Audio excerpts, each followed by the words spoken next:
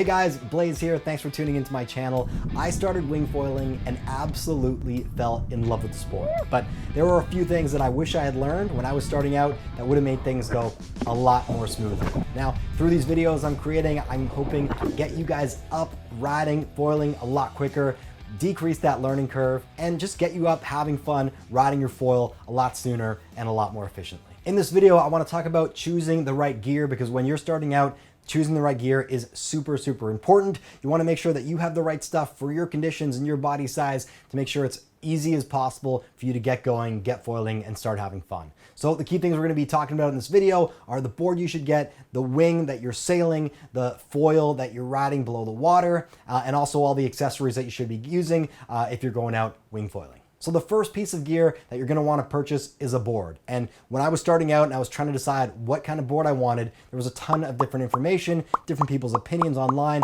on the best size of board for you when you're starting out. Now, the things you're gonna wanna look at is how much do you weigh and what kind of conditions are you riding in. Common rule of thumb is take your weight in kilograms and add 40 to that, and that's going to give you the size of board in liters that you should be getting. So if I'm 70 kilograms, I'm going to add 40 to that, and I'm going to want around 110 liter board. I personally got 125 liter board, and I love it. It got me going way quicker than a lot of people who are struggling on lower volume boards. The bigger your board, the easier it's going to be for you to ride. But when you get a little bit more advanced, it's going to be a little slower and sluggish, kind of like driving a tractor versus a go-kart. Don't feel like you need a smaller board because you're going to progress quickly.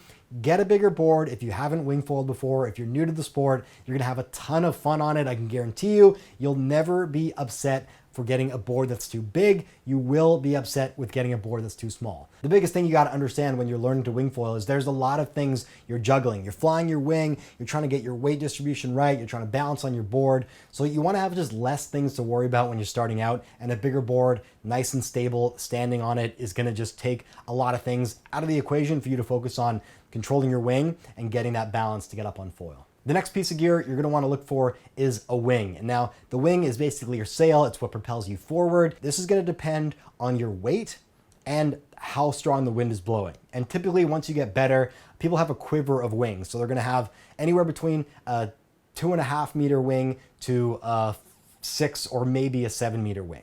Now, general rule of thumb when you're starting out, you don't want to buy 3 different wings. So the recommendation that I've read and I agree with is that if you are 70 kilograms or lighter, that's around 155 pounds, then a good starting point is a 4 meter wing.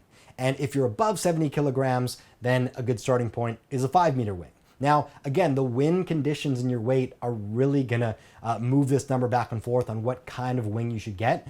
But to give you guys an example, I'm 73 kilograms. I bought a 5 meter wing and I'm riding in lower wind conditions. So anywhere between 10 to 15 knots is my typical wind zone. So it's relatively light. So I wanted a bigger wing for my size, and a 5 meter gets me going nicely. And as I get more efficient, it becomes easier to ride. So if you're between 10 to 15 knots, a 5 meter wing is going to work pretty well. If you're riding between 15, 20, maybe even pushing 25. Again, that 5 to 4 meter, depending on your weight, is gonna be your sweet spot. And anything from 25 up, you're gonna be on a 4 meter, maybe even a 3 if you're a lighter person.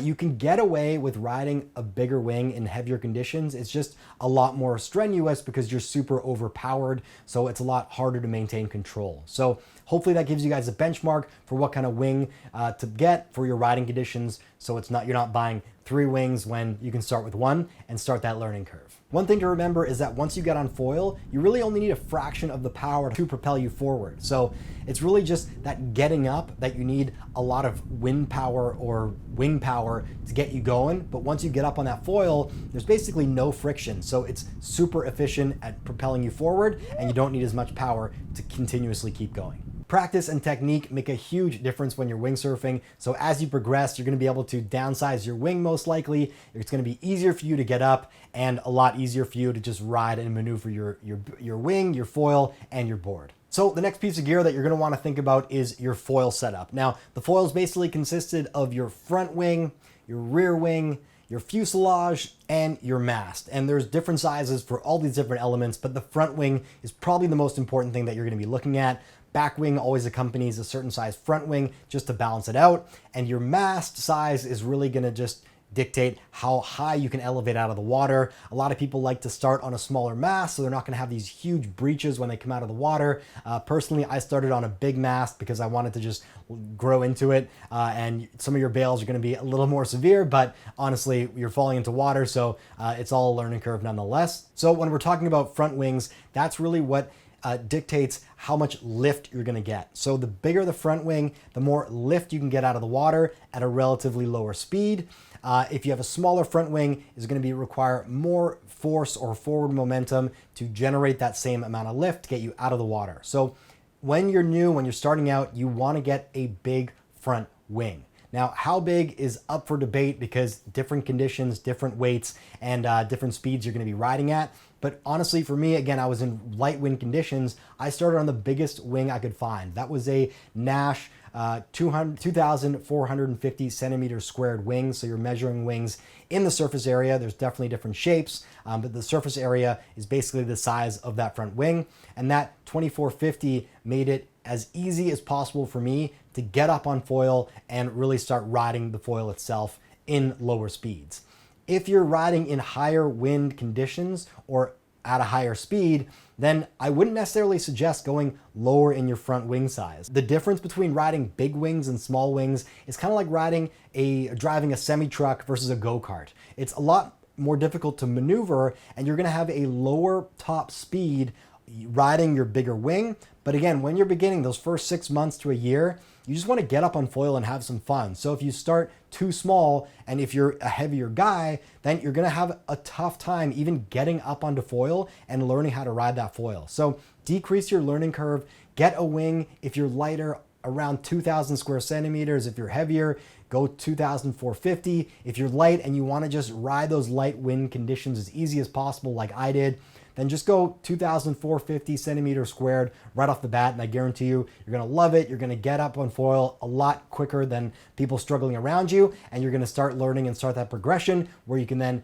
downsize your wing as you start to progress. Okay, so we've gone over our board, our wing, our foil setup, and really those are the three key things you need to start wing surfing. But there are a few essential accessories that you're definitely going to want to get your hands on before you go out wing foiling. And the first one is a helmet. These foils are super dangerous, and there are some aggressive bails when you're starting out. So one thing I would not ride one of these wing foils without is a helmet. And you know, there's a ton of different water helmets out there. I'm going to list all my gear that I personally like in the video description below. So check that list out. I'm going to try and update this with time to keep it current on my favorite gear and accessories.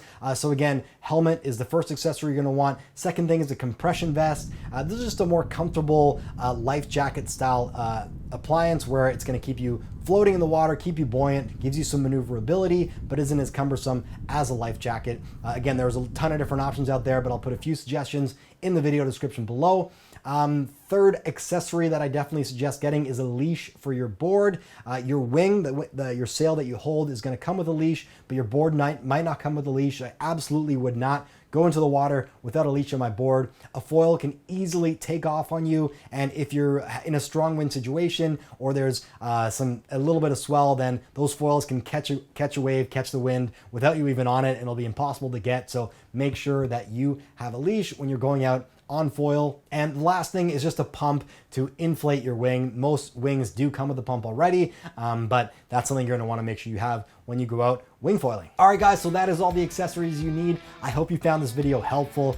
Make sure to check out my other tutorial videos on wing foiling. I'm going to try and put a ton of content together on all the information that I wish I knew when I was just starting out. So check those videos out. I'll put a few in the video description below. If you have any questions, please feel free to shoot me a comment. If you like this video, smash that like button. Consider subscribing to my channel, and hope you guys get the stoke on wing foiling as much as I have. I'm absolutely obsessed with this sport. Can't wait to do more. Can't wait to share more tips and tutorials with you guys. So yeah, thanks again for tuning in, guys, and stay tuned for the next video. Peace.